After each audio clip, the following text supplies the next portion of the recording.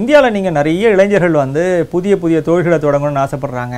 ஒரு கருத்தாக இருக்கட்டும், அல்லது ஒரு கான்செப்டாக இருக்கட்டும், அல்லது வந்து ஒரு ப்ராடக்டாக இருக்கட்டும், அல்லது ஒரு சர்வீஸாக இருக்கட்டும், ஒரு சேவையாக இருக்கட்டும், இது எல்லாத்தையும் இன்றைக்கி வந்து ஒரு நிறுவனம் தொடங்கணும் அப்படின்னும்பொழுது அவர்கள் வந்து இந்த மாதிரியான ஒரு பதிவு செய்து கொண்டு அவர்களுடைய ஒரு ஐடியாஸை வந்து கொண்டு போய் பெரும்பாலும் ஒன்று அவங்கக்கிட்ட சொந்தமாக பணம் இருக்கும், அவங்களே முதலீடு போட்டு ஆரம்பிப்பாங்க, அல்லது இந்த மாதிரியான ஒரு வெஞ்சர் ஃபண்டுன்னு சொல்லக்கூடிய இந்த மாதிரி முதலீட்டு நிறுவனங்கள்கிட்ட போய் தங்களுடைய கான்செப்டை வந்து எடுத்து சொல்லி அவங்ககிட்டேருந்து ஒன்று சீட் ஃபண்ட், அதாவது விதை முதலீடுன்னு சொல்லுவாங்க ஆரம்பத்துக்கு, அதே மாதிரி பின்னாடி வந்து படிப்படியாக வேறு வேறு ஸ்டேஜஸில் வந்து முதலீடுகள் பெறுவதற்கு வந்து ஏஞ்சல் ஃபண்டிங்னு பெறுவாங்க. அப்புறம் வந்து வளர்ச்சிக்கான ஒரு முதலீடு பெறுவது, அப்புறம் பல்வேறு கட்டத்தில் வந்து முதலீடுகள் பெறுத்து அவர் வந்து நிறுவனத்தை வளர்த்து கொண்டே போவாங்க. சாதாரண ஒரு ஃபேக்ட்ரி தொடங்குறதுலேருந்து ஆரம்பித்து ஒரு கான்செப்டை கொண்டு போய் மார்க்கெட்டுக்கு கொண்டு போய் விற்பனை செய்வதுலேருந்து ஆரம்பித்து ப்ராடக்ட்டை சேல் பண்ணுறதுலேருந்து ஆரம்பித்து எல்லா இடத்துலையும் நீங்கள் அரசாங்கத்துடைய அனுமதிகள் பெற வேண்டியிருக்கிறது அப்படிங்கும்போது அப்போது அந்த இடத்துல நிச்சயமாக லஞ்சம் ஊழல் அந்த மாதிரியான சிக்கல்கள் இடர்கள் எல்லாமே அவங்க சந்திக்கிறாங்க. இது ஒரு பகுதி.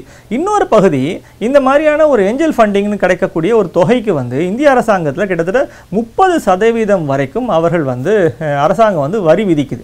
அப்போது ஏற்கனவே இவர்கள் வந்து பணத்தை வைத்துக்கொண்டு தான் நீங்கள் வந்து தொழிலை தொடங்குவதில்லை, இந்த மாதிரி பல்வேறு தரப்பிலிருந்து பணத்தை திரட்டி தான் அவங்க தொழிலை தொடங்குறாங்க. அப்படின்னு இருக்கக்கூடிய ஸ்டேஜில் அவங்க தொழிலில் வந்து கவனம் செலுத்துவாங்களா, அதை மேம்படுத்துவதில் கவனம் செலுத்துவாங்களா, இல்லை இந்த அரசாங்கத்துக்கு வரி கட்டுறதுலையும் இந்த விதமான ஒரு சட்ட அனுமதிகளை பெறுவதிலும் வந்து கவனம் செலுத்துவாங்களா அப்படின்னா நிறைய பேருக்கு இந்த சட்ட அனுமதிகளை பெறுவதிலும் இந்த மாதிரியான திட்டங்களை வந்து அதற்கான வரி கட்டுவதிலும் ஒரு பெரிய சிக்கலை சந்திக்கிறார்கள். அப்போ அதனால் பல இடங்களில் இந்த ஸ்டார்ட் அப்ஸ் வந்து பெரிய அளவில் வளர மாட்டேங்குது, அதில் பெரிய அளவில் வேலைவாய்ப்புகள் உருவாக மாட்டேங்குது, ஒரு பெரிய தயக்கம் இருக்குது, சுணக்கம் இருக்குது அப்படிங்கிற ஒரு விமர்சனம் வந்து கடுமையாக கடந்த 3-4 ஆண்டுகளாக நம்ம நிறைய கேட்டுக்கொண்டே வருகிறோம். இதை மனசில் வைத்துக்கொண்டு தான் திரு ராகுல் காந்தி அவர்கள் பேசும்போது என்ன சொல்கிறாரு, நாங்கள் எங்களுடைய ஆட்சி வறுமையானால், காங்கிரஸ் தலைமையிலான ஆட்சி வறுமையானால் நாங்கள் வந்து இந்த இளைஞர்களுக்கு கொடுக்கக்கூடிய இந்த மாதிரியான ஒரு ஸ்டார்ட் அப் நிறுவனங்களுக்கான ஒரு திட்டத்தில் முதல் 3 ஆண்டுகளுக்கு தலையிடவே மாட்டோம், எந்த விதமான அனுமதிகளையும் பெற வேண்டிய அவசியம் இல்லை, நீங்கள்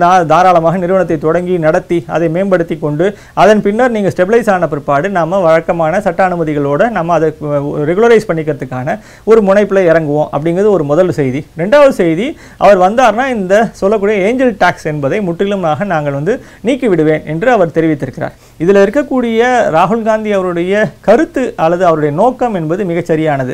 இப்போ நீங்கள் ஒரு சர்வீஸை கொண்டு வரீங்க, ஒரு ப்ராடக்டை வெளியிட போகிறீங்க அப்படின்னு சொன்னால் அதற்கு உதாரணமாக நீங்கள் ஒரு உணவு பண்டத்தை வெளியிட போகிறீங்கன்னா அந்த FSSAIன்னு சொல்லக்கூடிய இந்த ஃபுட் செக்யூரிட்டியினுடைய ஒரு அமைப்புகிட்டேருந்து நீங்கள் அனுமதி பெற வேண்டும். இது மாதிரி ஒவ்வொரு இடத்துலையுமே நீங்கள் தரப்படுத்தக்கூடிய ஒரு நிறுவனத்துக்கிட்டேருந்து அனுமதி வாங்கித்தான் நீங்கள் அந்த ப்ராடக்டை மார்க்கெட்டுக்கு கொண்டு வரணும். எதுக்கு? அப்போ தான் அந்த ப்ராடக்ட் மேலே மக்களுக்கு ஒரு நம்பிக்கை வரும், இது வந்து சரியான முறையில் தயாரிக்கப்பட்டது, இதற்கான தரப்படுத்தப்பட்டிருக்கிறது, இதை ஒழுங்காக அரசாங்கம் முறையான அனுமதியோடு தான் இதை செய்திருக்கிறார்கள் என்பது அரசாங்கத்தினுடைய ஒரு உத்தரவாதமாக மக்களுக்கு போய் சேருகிறது. அப்போ அரசாங்கத்தினுடைய இந்த விதமான உத்தரவாதங்களை பெறுவது என்பது எந்த ஒரு புதிய தொழிலுக்கும் எந்த புதிய ஒரு சேவைக்கும் இது நிச்சயமாக தேவைப்படுகிறது. அந்த அடிப்படையிலிருந்து இது மக்களுடைய நலனிலிருந்து எடுக்கப்பட்ட ஒரு அரசாங்கத்தினுடைய இடையீடுகள் அல்லது தலையீடுகள் அல்லது அனுமதிகள் என்பதுதான் இதை புரிந்து கொள்ள வேண்டுமே தவிர அதை ஒரு தொழில் நிறுவனங்களுடைய பார்வையிலிருந்து பார்த்து அது அவர்களுக்கு மிகப்பெரிய சிரமத்தை ஏற்படுத்துகிறது என்று சொல்வது ஏற்கத்தக்கதல்ல. அப்போது உண்மையிலேயே நம்ம புரிந்து கொள்ள வேண்டியது என்னவென்றால் இந்த விதமான அரசாங்க அனுமதிகள் இல்லை மாதிரியான இடங்களில் எவ்வளோ தூரம் அதை எளிமைப்படுத்தி தர முடியுமோ அவ்வளோ தூரம் எளிமைப்படுத்தி தர வேண்டும். எந்த விதமான ஒரு இடர்களும் இல்லாமல், எந்த விதமான லஞ்ச ஊழலும் இல்லாமல், எந்த விதமான ஒரு தாமதங்களும் இல்லாமல் அவர்களால் விரைவாக தங்களுடைய சேவைகளையோ தங்களுடைய ப்ராடக்ட்ஸையோ மார்க்கெட்டை கொண்டு போவதற்கான எளிமைப்படுத்தல் தான் இதில் முக்கியமே தவிர அது முற்றிலுமே தேவையில்லை என்று சொல்வது அந்த ப்ராடக்ட்டுகள் மீது அந்த சேவைகள் மீதே ஒரு பெரிய அவநம்பிக்கை ஏற்படுத்திவிடும் ஒன்று. ஆனால் ராகுல் காந்தி அவர்கள் தெரிவித்திருக்கக்கூடிய 2 முக்கியமான விஷயங்கள், இந்த ஏஞ்சல் வரியை நாங்கள் வந்து நீக்கிவிடுவோம் என்பது அது வரவேற்கத்தக்கது, அதே சமயத்தில் அந்த வங்கி கடன்களை ஏற்பாடு செய்து தருவதற்கான ஒரு வாய்ப்பை ஏற்படுத்துவோம் என்பது அதுவும் வரவேற்கத்தக்கது. ஆனால் இந்த விதமான முற்றிலுமான ஒரு நிறுவனத்தை 3 ஆண்டுகள் நாங்கள் வந்து எந்த விதமான அரசாங்கத்தினுடைய அனுமதியும் இல்லாமல் நடத்துவதற்கு நாங்கள் அனுமதிப்போம் என்று தெரிவிப்பது நிச்சயம் வேறு விதமான சிக்கல்களுக்கு மட்டுமே கொண்டு போய் சேர்த்துவிடும். அந்த இடத்தில் மட்டுமே இந்த ஒரு திட்டமானது விமர்சனத்துக்குள்ளாகி இருக்கிறது. என் உயிரினும் மேலான அன்பு உடன்பிறப்புகளே, செய்வீர்களா? நீங்கள் செய்வீர்களா? அத்தனை கட்சி கூவி கூவி அழைச்சு இன்னைக்கு கூட்டணி சேர்த்திட்டு இருக்காங்க. युद्ध सही मार्टिन पोइटेन सुना उन्हें कोवड़ियन सोलुवांगे.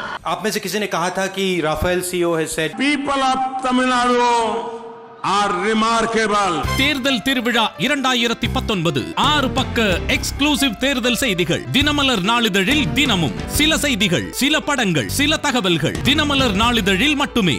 தினமலர், உண்மையின் உரைக்கல்.